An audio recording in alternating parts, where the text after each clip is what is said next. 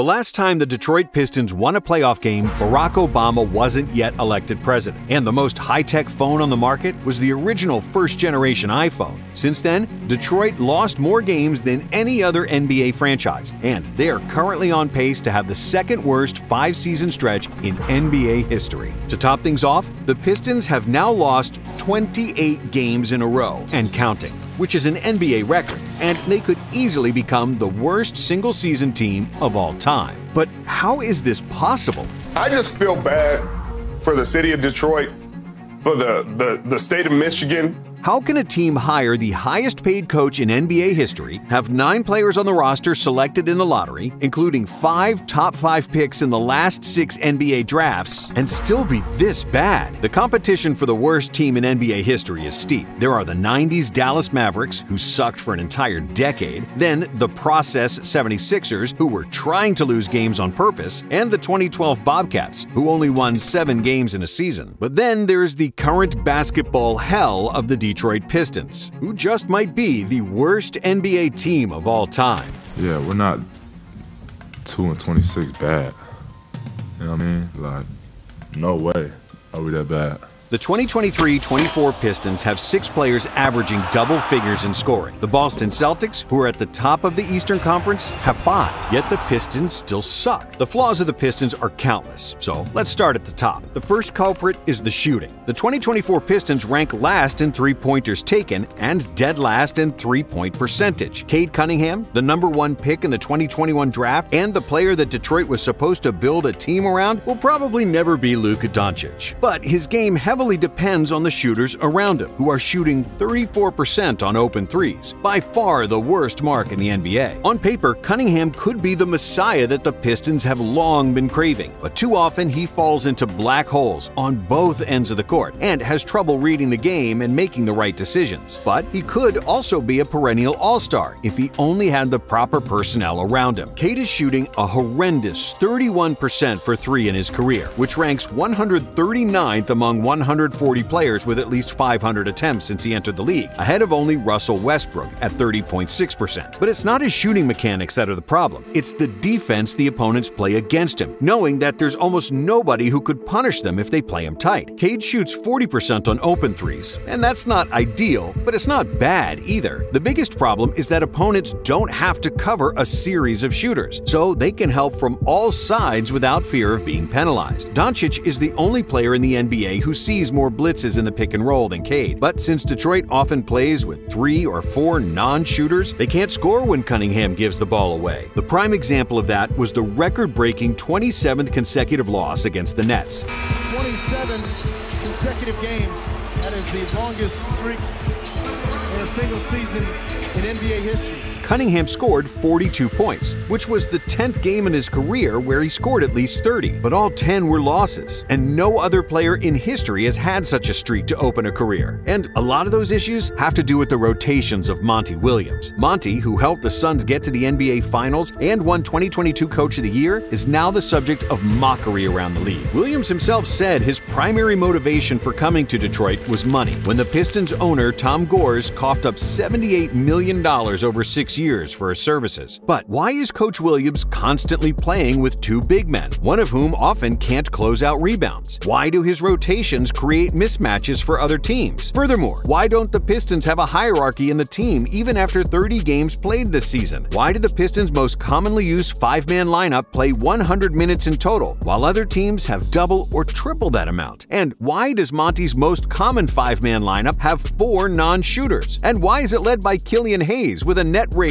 of -10.1? Hayes is the NBA's worst shooter since he entered the league, and Osar Thompson, despite all his defensive and rebounding strengths, has connected on just 14% of his three-point attempts. Isaiah Stewart is another example of a player every coach would want in the lineup. Beef Stew isn't just any guy who does the dirty work. He's the guy who likes to do the dirty work. He likes to set picks, set rebounds for others, wrestle under the hoop, and run transition in both directions. But with the Pistons, he's too often forced to play out outside the paint since no one else can hit the three-pointer, which pushes him out of positions where he can grab the offensive rebound and provide easy points. Just 2 seasons ago, Stewart had over 3 offensive rebounds per game, despite playing less than 25 minutes per game. This season, he is 1.8, although he plays 5 more minutes. And this can easily be explained to him playing out of position, like everyone else on this team. Within this roster, there is no winning philosophy, no system, and no sense. But why are the Pistons this bad? Because they still shouldn't be this bad. Some of the blame belongs to Monty, but the rest belongs to general manager Troy Weaver. Weaver became the Pistons GM in 2020, after which he selected Killian Hayes, Cade Cunningham, Jaden Ivey, and Asar Thompson. On paper, all those picks made sense in a vacuum, but since neither of them can hit an open shot, the big question arises, did Troy Weaver even watch NBA basketball in the last 10 years? In the era of pace and space and the omnipresent value of a three-point shot, Weaver has constantly gone for guards without a shot, who can't possibly coexist together. We won't even mention that he could have drafted Tyrese Halliburton over Killian Hayes, since most GMs passed on Hallie, or that he selected Ivy over Shaedon Sharpe, Benedict Mathurin, or Jalen Williams. And to be fair to Monty and Weaver, their vision was somewhat obstructed with injuries. Cade missed almost all of the 2023 season, and at the beginning of 2024, they missed their only true shooter in Bojan Bogdanovic. And even when he came back, they lost their only true great big man in Jalen Duren. Weaver tried to gamble by bringing in Marvin Bagley and James Wiseman, the second picks of the 2018 and the 2020 NBA draft, but both of them continued to display mediocre performances and will probably become busts who shouldn't have been traded for in the first place. Regardless, you can't build a modern NBA roster without shooters, and that's precisely the biggest flaw of the 2024 Pistons. Out of their 28 straight losses, 14 came in the clutch time,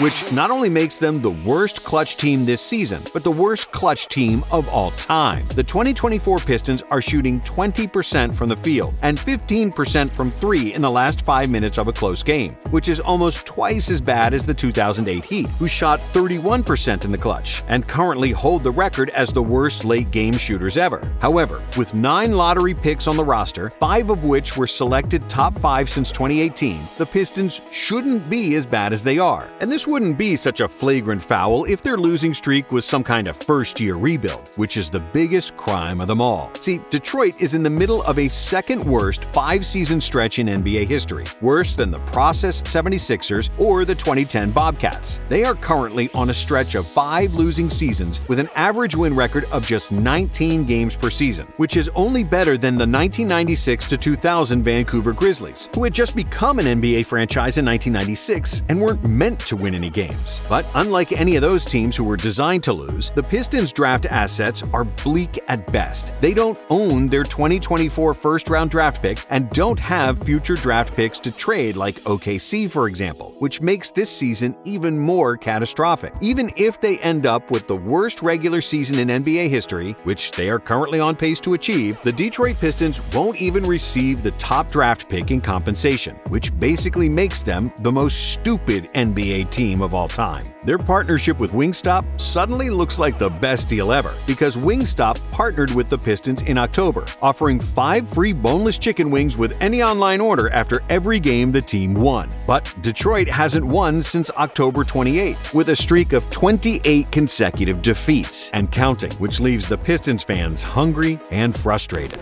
Why should anybody keep their jobs on the worst team in NBA history? Since the era of Chauncey Billups ended in 2008, Detroit had only 1 winning season and 3 playoff appearances that ended with a clean sweep, which makes them by far the worst franchise in the NBA. Even the Sacramento Kings, who had the longest playoff drought in American sports history, have managed to win a playoff game since 2008. So, without draft assets and with a historically bad team, the Pistons are stuck between a rock and a hard place. They should be able to trade the only 2 vets on their roster, Bogdanovic and Burks, which will leave their youth with no experienced players to lead the way. With Cade Cunningham at the helm, whose career player efficiency rating is just 12.7, the future doesn't seem very bright for Detroit, because only 7 other #1 picks in the lottery era have had a PER below 15 in their first 3 seasons, and almost all of them are all-time busts. It's hard to argue who is the main person to blame, either the owner Tom Gores